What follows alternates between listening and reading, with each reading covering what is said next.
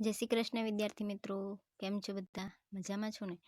तो विद्यार्थी मित्रों, आज આપણે હિન્દીમાં ધોરણ 7 કાવ્ય નંબર 5 ધરતી કી શાન આ કાવ્યની આજે આપણે માહિતી મેળવવાના છીએ, એટલે કે આ કાવ્ય વિશે આજે આપણે અભ્યાસ કરવાના છીએ। તો આ કાવ્યમાં મનુષ્યની મહત્તા એટલે કે મનુષ્ય શું શું કાર્ય કરી શકે, કયા કયા કાર્યો કરી શકે, એટલે કે કોઈ પણ કાર્ય હોય તો એ મનુષ્ય કરી શકે, એટલે કે મનુષ્ય માટે કોઈ પણ કાર્ય અસંભવ નથી, ધારે તે કાર્ય કરી શકે છે।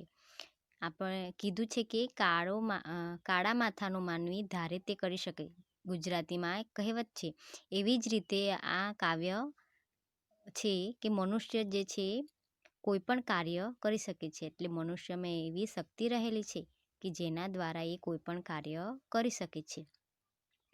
તો આ કાવ્યમાં એની જ વાત કરવામાં આવેલી છે, તો એ આજે એનો અભ્યાસ કરવાના છે। તો પહેલાં આપણે આ કાવ્ય સાંભળીશું, તો તમે બધા ધ્યાનથી આ કાવ્યને સાંભળજો, ત્યારબાદ આપણે આ કાવ્યની માહિતી મેળવીશું। धरती की शान तू है, प्रभु की संतान तेरी मुट्ठियों में बंद तूफान है रे। मनुष्य तू बड़ा महान है, भूल मत मनुष्य तू बड़ा महान है। धरती की शान तू है, प्रभु की संतान तेरी मुट्ठियों में बंद तूफान है रे। मनुष्य तू बड़ा महान है, भूल मत मनुष्य तू बड़ा महान है। पर्वत पहाड़ों को फोड़ दे, तू जो चाहे नदियों के मुख को भी मोड़ दे, तू जो चाहे माटी से अमृत निचोड़ दे, तू जो चाहे धरती को अंबर से जोड़ दे। अमर तेरे प्राण, अमर तेरे प्राण मिला तुझको वरदान, तेरी आत्मा में स्वयं भगवान है रे। मनुष्य तू बड़ा महान है, भूल मत मनुष्य तू बड़ा महान है। नैनों में ज्वाल तेरी गति में भूचाल, तेरी छाती में छिपा महाकाल है। पृथ्वी के लाल तेरा हिमगिरी सा भाल, तेरी भ्रुकुटी में तांडव का ताल है। निजको तू जान, निजको तू जान जरा शक्ति पहचान, तू है अग्नि सावीर, तू जो चाहे तो काल को भी थाम ले। पापों का प्रलय रुके, पशुता का शीश झुके, तू जो अगर हिम्मत से काम ले। गुरु सामतिमान, गुरु सामतिमान, पवन सा तू गतिमान, तेरी नभ से भी ऊंची उड़ान है रे। मनुष्य तू बड़ा महान है, भूल मत मनुष्य तू बड़ा महान है। धरती की शान तू है, प्रभु की संतान तेरी मुट्ठियों में बंद तूफान है रे। मनुष्य तू बड़ा महान है, भूल मत मनुष्य तू बड़ा महान है। मनुष्य વિદ્યાર્થી મિત્રો, હવે આપણે આ કાવ્યની માહિતી મેળવીએ। તો ધરતી કી શાન આ કાવ્યના કવિ કોણ છે? પંડિત ભરત વ્યાસજી। કવિનું નામ શું છે? પંડિત ભરત વ્યાસજી। તો આપણે પહેલાં આ કવિ અને આ કાવ્યની થોડી માહિતી મેળવીએ। तो पंडित भरत व्यास जी हमारे जाने माने गीतकार थे। आपका जन्म 18 दिसंबर 1918 में राजस्थान के चूरू गांव में हुआ था। એટલે પંડિત ભરત વ્યાસ એ કોણ છે? ગીતકાર હતા। એમનો જન્મ ક્યાં થયો હતો? તો 18 ડિસેમ્બર 1918માં રાજસ્થાનમાં, ને ગામનું નામ શું હતું? ચૂરુ ગામ। તો યાદ રાખવાનું, 18 ડિસેમ્બર 1918 ને રાજસ્થાનનું ગામ ચૂરુ ગામ, કયું ગામ? ચૂરુ. ત્યાં એમનો જન્મ થયો હતો. એમણે ઘણા બધા ગીતોની રચના કરી હતી. આ જે ગીત છે ધરતી કી શાન, આ એક ફિલ્મમાંથી લેવામાં આવેલું છે, હિન્દી ફિલ્મ, જે 1958માં હિન્દી ફિલ્મ આવી હતી, ગાંવ ગોરી. એ ફિલ્મનું નામ છે કઈ સાલમાં આવી હતી? તો ઈસવીસન 1958. તેમાં જે ફિલ્મ આવી હતી, હિન્દી ફિલ્મ ગાંવ ગોરી, તેમાંથી આ ગીત લેવામાં આવેલું છે. આ ગીતમાં કવિએ મનુષ્યને ખૂબ જ બુદ્ધિશાળી બતાવેલો છે, એટલે કે મનુષ્ય જે છે ખૂબ જ બુદ્ધિશાળી છે. मनुष्य अपने बुद्धि और कठोर परिश्रम के आधार पर जल, स्थल और आकाश में कई उपलब्धियां अर्जित की है. मनुष्य प्रकृति को बहुत सीमा तक अपने अनुकूल ढालने में सफल हुआ है. मनुष्य के लिए कोई भी कार्य असंभव नहीं है. मनुष्य जो चाहे वो कर सकता है. यही भाव काव्य में अंतर्निहित है और यही बात मनुष्य की महानता का प्रमाण है. એટલે કે આ કાવ્યમાં જે મનુષ્ય છે એને ખૂબ જ મહાન બતાવવામાં આવેલું છે. એટલે કે મનુષ્યને કીધું છે કે તારી શક્તિઓની કોઈ સીમા નથી. તું જે ધારે એ તું કરી શકે છે. એટલે મનુષ્યને કીધું છે કે તારા માટે કોઈ પણ કાર્ય અશક્ય નથી. તું જે કામ ધારે, એટલે કે તારે જે કામ કરવું હોય તે તું કરી શકે છે. મનુષ્યએ પ્રકૃતિને પણ, એટલે કે આપણે જોઈએ વિજ્ઞાન ક્ષેત્રે તો ઘણા બધા વૈજ્ઞાનિકોએ બધા પ્રયોગો કરીને ઘણી બધી ખોજો, એટલે કે ઘણી બધી સફળતા પ્રાપ્ત કરી છે. એટલે કે આપણે પાણી જોઈએ, એટલે કે નદીઓ અથવા તો કોઈ પણ સ્થળ કે આકાશ ક્ષેત્ર પણ આપણે જોઈએ તો હવે વિમાનમાં બધા મનુષ્યો આકાશ માર્ગે ઉડી શકે છે. અને જલ, એટલે કે નદીઓમાં પણ તેઓ હોડી મારફતે જઈ શકે છે. એટલે કે મનુષ્ય ઘણી બધી જગ્યાઓમાં સફળતા મેળવી છે. એટલે દરેક ક્ષેત્રમાં મનુષ્ય જે છે એ પોતાની બુદ્ધિશક્તિથી આગળ વધેલો જોવા મળે છે. તો હવે આપણે આ કાવ્યની સમજૂતી જોઈએ. धरती की शान तू भारत की संतान, तेरी मुट्ठियों में बंद तूफान है रे, मनुष्य તું બડા મહાન હે. એટલે શું કીધું છે કે હે ભારતના પુત્ર, ભારત કી સંતાન, એટલે કે હે ભારતના પુત્ર, તું ધરતીની શાન છે, એટલે કે તું ધરતીનું ગૌરવ છે. તું ધરતી કી શાન હે, તેરી મુઠ્ઠીઓમાં બંધ તૂફાન હે.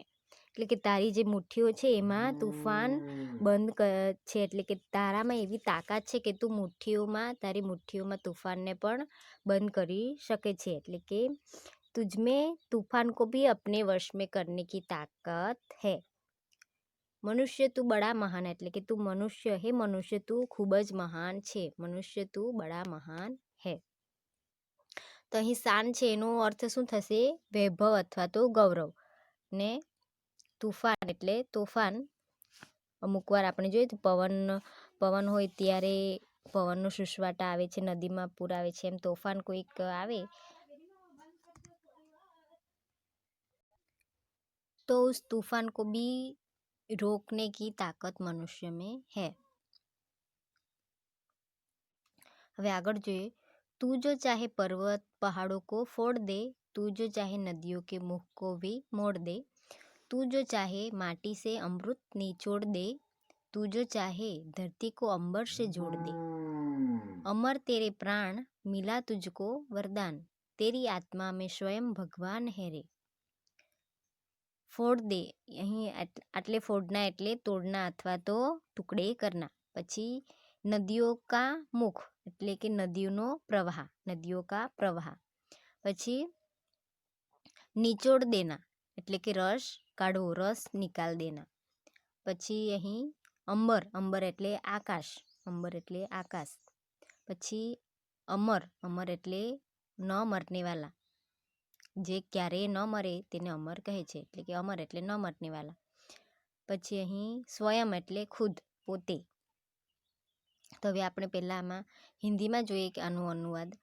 તો કીધું છે કે હે મનુષ્ય તું ચાહે તો પર્વત કો ભી તોડ सकता है. એટલે કે મનુષ્ય તું बहुत महान है, તું જો ચાહે, અગર તું નિશ્ચય કરે તો તું पर्वत को भी हिला सकता है, या अथवा तो उसको भी तोड़ सकता है, इतनी तुझ में ताकत है। जो नदी होती है उसका मुख यानी कि नदियों का प्रवाह भी तू मोड़ सकता है, यानी कि नदियों का जो पानी होता है वो प्रवाह, उसका प्रवाह भी तू मोड़ सकता है, यानी नदी की मुख धारा को भी तू बदल सकता है। तू जो चाहे तो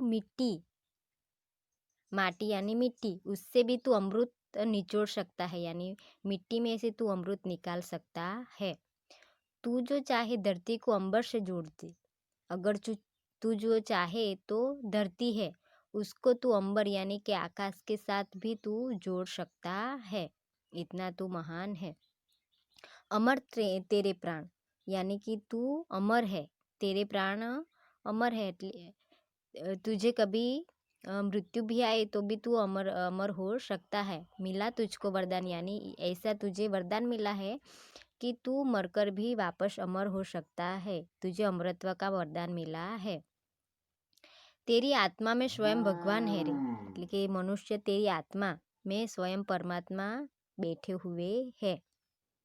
खुद भगवान तुझ में विराजमान है, यानी तुझ में खुद तेरी आत्मा में खुद भगवान बसते हैं। તો મનુષ્યને કીધું છે કે તું પહાડ એટલે કે પર્વત પહાડ હોય છે એને પણ તું તોડી શકે છે, તારામાં એટલી તાકાત છે કે તું હિંમત છે કે તું પર્વત પહાડને પણ તોડી શકે છે। નદીઓના પાણી એની દિશા ધારાને પણ તું બદલી શકે છે। તો આપણે જોઈએ છે કે નદીઓના જે પાણી હોય છે એના પર બંધ બાંધીને એમના જે પ્રવાહ છે નદીનો એને પણ બદલી શકાય છે। તો એ મનુષ્ય દ્વારા કરી શકાય છે, એટલે કે મનુષ્ય તું જો ધારે તો નદીના પ્રવાહને પાણીને પણ તું બદલી શકે છે, એની ધારા પણ તું બીજી તરફ મોડી એટલે કે બીજી તરફ કરી શકે છે। તું માટી એટલે કે જે ધરતી છે એમાંથી તું અમૃત કાઢી શકે છે, નિચોડી શકે છે, એટલે કે એમાંથી અમૃત પણ કાઢી શકે છે। તું જો ધારે તું ચાહે એટલે કે તું જો ધારે તો ધરતીને આકાશ સાથે જોડી શકે છે। અને તું તને એવું વરદાન છે કે તું મરીને પણ ફરીથી અમર થઈ શકે છે, એટલે કે પાછો જીવે છે। તારામાં તને એવું વરદાન છે, તારામાં એટલે કે તારી આત્મામાં ખુદ સ્વયં ભગવાન બિરાજમાન છે। હવે બીજું જોઈએ,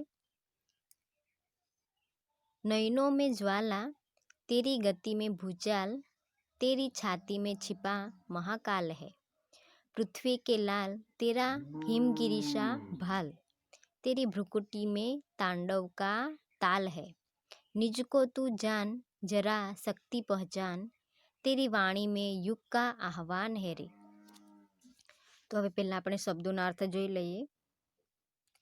તો અહીં પહેલા છે નયનો, નયન એટલે આંખ, નેત્ર, જ્વાલા એટલે જ્વાલ છે તો જ્વાલા અથવા તો આગ, અગ્નિ, પછી ભૂચાલ એટલે ભૂકંપ, પછી મહાકાલ ભગવાન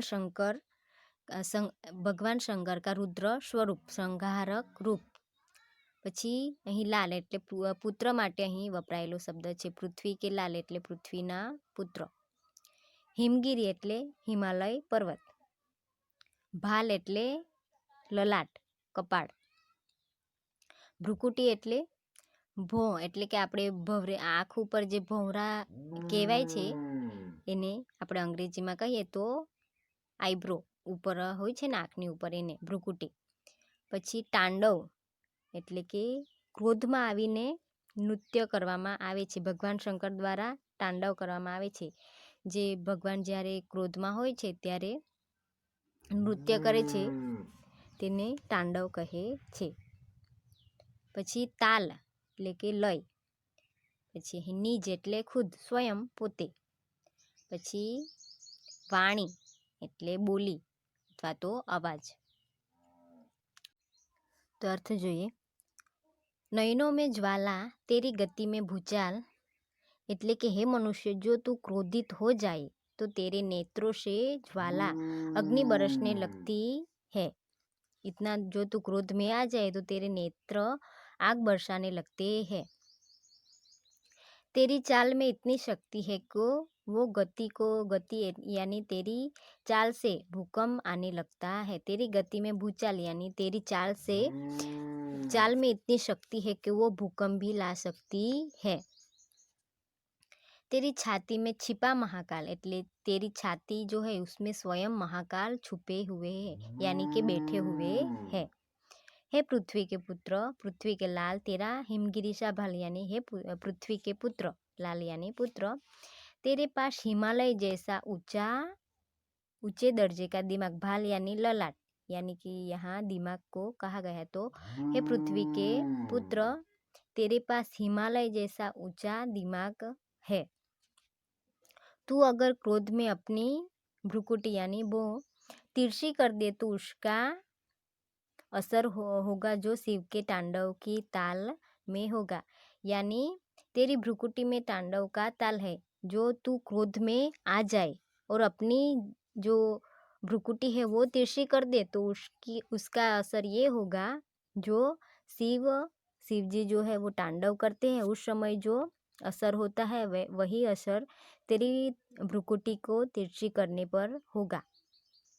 यानी यहाँ कवि जो है वो कहते हैं जो तेरी तिरछी भ्रुकुटी को तिरछी तू कर दे तो वो शिव जी के तांडव समान हो जाएगी। यानी जब शिव जी तांडव करते हैं तब प्रलय आता है, वैसे ही प्रलय तुम्हारी भ्रुकुटी को तिरछी करने पर आएगा।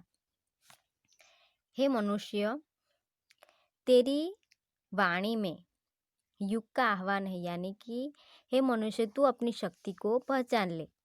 तेरी वाणी में युग की ललकार है, तेरी आवाज़ सारे युग की आवाज़ है। यानी कि हे मनुष्य, तेरी वाणी में युग का आह्वान है। यानी तू जो चाहे तो सारे युग को अपनी वाणी के द्वारा सच्चे राह पर मोड़ सकता है। यानी तेरी आवाज़ में ऐसी शक्ति है, तेरे पास वाणी का वरदान है, उससे जो तू चाहे तो मनुष्य को सही राह दिखा सकता है। तो અહીં કીધું છે કે હે મનુષ્ય, જો તું ક્રોધે ભરાય એટલે કે તું ક્રોધમાં આવી જાય તો તારી આંખોમાંથી અગ્નિ વરસવા લાગે છે અને તું ચાલે છે ત્યારે જો ધરતીમાં ભૂકંપ આવ્યો હોય એવું લાગે છે। તારી છાતીમાં સ્વયં ભગવાન શંકર બેઠા છે। તારી પાસે હે પૃથ્વીના પુત્ર, તારી પાસે હિમાલય જેવું ખૂબ જ ઊંચું મહાન મગજ છે એટલે કે દિમાગ છે, બુદ્ધિ, તું ખૂબ જ બુદ્ધિશાળી છે।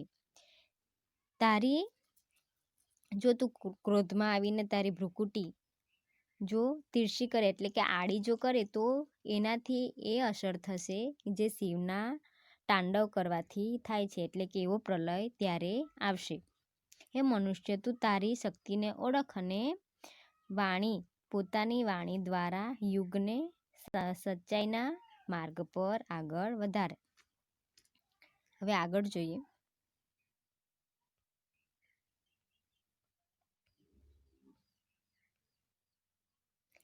धरती सा धीर, तू है अग्नि सा वीर, तू जो चाहे तो काल को भी थाम ले, पापों का प्रलय रुके, पशुता का शीश झुके, तू जो अगर हिम्मत से काम ले, गुरु सा मतिवान, पवन सा गतिमान, तेरी नभ से भी ऊंची उड़ान है रे।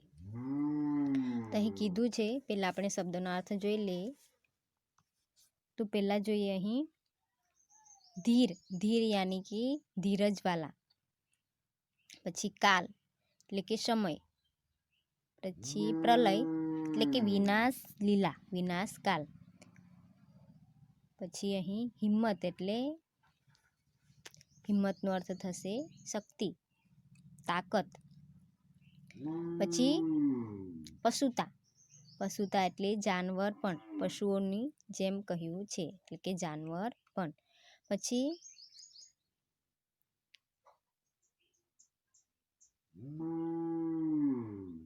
શીશ, શીશ એટલે મસ્તક, પછી આવશે મતિમાન એટલે કે ખૂબ જ બુદ્ધિશાળી, બુદ્ધિમાન, પછી મતિમાન એટલે બુદ્ધિશાળી અને ગતિમાન એટલે ગતિશીલ। મતિમાન બુદ્ધિમાન અને ગતિમાન એટલે ગતિશીલ। હવે નભ છે એનું આકાશ। હવે જોઈએ આનું અર્થ પહેલાં. હે મનુષ્ય, तुझमें धरती सा धीरज है, એટલે કે धरती जैसी धीरजवान है, धरती पृथ्वी जैसी धीरजवान है, वैसे ही तुझमें भी धीरजपन है, यानी तुझमें भी धीरज है. तुझमें अग्नि सी शक्ति है, એટલે કે तुझमें अग्नि जैसी शक्ति है, अग्नि में जैसी शक्ति होती है वैसे ही शक्ति तुझमें भी है. तू जो चाहे तो काल को भी थाम ले यानी रोक दे. अगर तू चाहे तो जो काल होता है उसे भी रोक सकता है. जो तू पापी का प्रलय रुके, पशुता का शीश झुके. अगर तू चाहे, अगर हिम्मत से काम ले तो पापी लोग हैं यानी कि मनुष्य जो पाप लीला करते हैं वो विनाश लीला, पापों की विनाश लीला भी तू रोक सकता है. जो आदमी पशुओं जैसा व्यवहार करता है उसे भी तू रोक सकता है, यानी कि मनुष्यों के हैवान बनने से भी तू रोक सकता है. तू जो अगर हिम्मत से काम ले, गुरु सा मतिमान, पवन सा गतिमान. जो तू है मनुष्य, जो तू हिम्मत से काम ले तो तू महान देवगुरु जैसा महान बुद्धिशाली यानी कि बुद्धिमत्ता बन सकता है. यानी देवगुरु जैसी तुझमें भी बुद्धिमत्ता है, यानी तू भी महान बन सकता है. तू भी पवन जैसा गतिशील है. तू गुरु जैसा यानी देवगुरु जैसा बुद्धिशाली है, पवन जैसा गतिमान भी है. तू जो हिम्मत से काम ले तो तू नभ से भी ऊंची उड़ान है, यानी मनुष्य जो हिम्मत से काम ले, धीरज से काम ले तो वो आकाश से भी ऊंची उड़ान भर सकता है, ऐसी उसमें शक्ति है. यानी मनुष्य जो चाहे तो वो नभ से, आकाश से भी ऊंची उड़ान भर सकता है. તો અહીં હવે કીધું છે કે હે મનુષ્ય, તું જો ધારે તો કોઈ પણ કાર્ય કરી શકે છે. તારામાં ધરતી જેવી ધીરજ છે, એટલે ધરતી માતામાં જેટલી ધીરજ છે એવી જ ધીરજ તારામાં પણ છે, અને તારામાં અગ્નિ જેવી શક્તિ પણ છે. તું જો ચાહે તો કાળને પણ રોકી શકી છે. જો હિંમતથી કામ લે તો જે પૃથ્વી પર સંહાર થાય છે, પાપો વધી રહ્યા છે એને પણ તું અટકાવી શકે છે, અને મનુષ્યને હેવાન બનતા અટકાવી શકે છે. તારામાં મહાન જે દેવોના ગુરુ છે, દેવગુરુ એવી બુદ્ધિમતી છે, એટલે કે તારામાં બુદ્ધિ છે, અને પવન જેવી ગતિશીલતા છે, એટલે પવન જેવી તારામાં ગતિ છે, અને ગુરુઓ જેવી મહાન દેવગુરુ છે એના જેવી તારામાં બુદ્ધિ છે અને પવન જેવી ગતિ છે. એના સહારે તું આકાશથી પણ ઊંચી ઉડાન, એટલે કે આકાશથી પણ ઊંચે પહોંચવાની શક્તિ ધરાવે છે, એટલે કે આકાશથી પણ તું ઊંચે ઉડી શકે છે. અત્યારે આપણે જોઈએ છે કે મનુષ્ય વિમાન અથવા તો હેલિકોપ્ટર દ્વારા આકાશથી પણ ઉપર ઉડી શકે છે. તો એ જ રીતે મનુષ્ય ધારે તો કોઈ પણ કાર્ય પોતાની શક્તિ દ્વારા કરી શકે છે. શબ્દાર્થ અહીં છે એને જોઈ લઈએ. શાન એટલે વૈભવ, ગૌરવ. મુખ એટલે પ્રવાહ, વહેણ. પછી ધરતી, પૃથ્વી, ધરા, અંબર, આકાશ અથવા નભ. જ્વાલ એટલે અગ્નિ. ભૂચાલ એટલે ભૂકંપ. ભાલ એટલે લલાટ અથવા તો કપાલ. ભ્રુકુટી એટલે ભોં. કાલ એટલે સમય. મતિમાન એટલે બુદ્ધિમાન. તો આજે આપણે આ જે કાવ્ય છે એની સમજૂતી મેળવી, અને આવતા ભાગમાં આપણે આ કાવ્યના પ્રશ્નોનો એટલે કે આના સ્વાધ્યાયની ચર્ચા કરીશું. ત્યાં સુધી તમે આ કાવ્યને પાકું કરજો અને વાંચજો અથવા તો ગાજો, એટલે તમને આ કાવ્ય પાકું થઈ જાય.